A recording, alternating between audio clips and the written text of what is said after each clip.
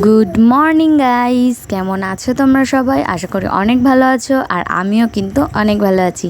তো আজকে কিন্তু আমি নতুন কোনো ব্লগ ভিডিও শেয়ার করছি না তোমাদের সাথে। আজকে আমি তোমাদের সাথে শেয়ার করব একটা নতুন আর অনেক দিনের পুরনোও বলতে পারো, যখন আমার পুচু সোনারা একদম ছোট্ট ছিল, মানে ওদের একদম 7 মাস বয়স ছিল তখন।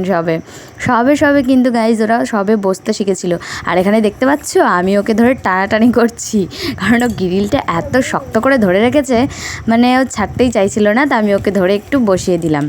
তো কি কিউট ছিল সেই পুরনো স্মৃতিগুলো আজকে মনে পড়লে, মানে এই শুধু ভিডিও দেখে দেখে আমার খালি মনে পড়ে যে পুরনো দিনগুলো কত সুন্দর ছিল, ওরা কত ছোট ছিল, মিষ্টি ছিল। এই তো সেদিনকে ওদেরকে আমি নিয়ে আসলাম কোলে করে, আর আজকে দেখো দেখতে দেখতে কতটা বড় হয়ে গেছে ওরা। এই স্মৃতিগুলোই কিন্তু আমার কাছে সারা জীবন থেকে যাবে। আর ওরা যখন বড় হবে তখন কিন্তু এগুলোই আমি ওদেরকে দেখাবো, যে দেখো সোনামা, মাম্মাম তোমাদের কতটা ভালোবাসতো, আর তোমাদেরকে কীভাবে রেখেছি, কীভাবে বড় করেছি।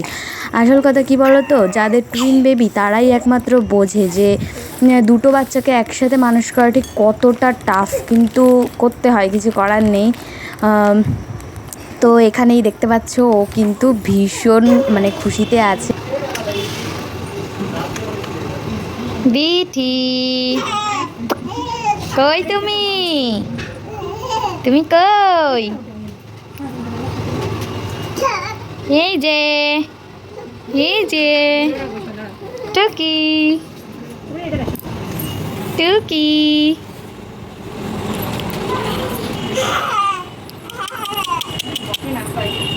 বাচ্চা বাচ্চা বাচ্চা বাচ্চা। তো দেখতে পাচ্ছ তোমরা ওরা ছোট্টবেলায় কতটা কিউট ছিল। আর হ্যাঁ, একটা কথা বলি, এখানে কিন্তু ডান পাশে যেটা আছে সেটা কিন্তু আমার বড় মেয়ে দিঠি, আর বাঁ পাশে যেজন আছে সেজন হচ্ছে আমার ছোট মেয়ে মিঠি। তো দেখো ওরা ছোটোবেলায় এরকম একসাথে বসিয়ে দিল, ওরা কিন্তু কখনো মারামারি করতো না গাইজ। এখন যেরকম মারামারি করে, ওর চুল টেনে দেয়, ওর চুল টেনে দেয়।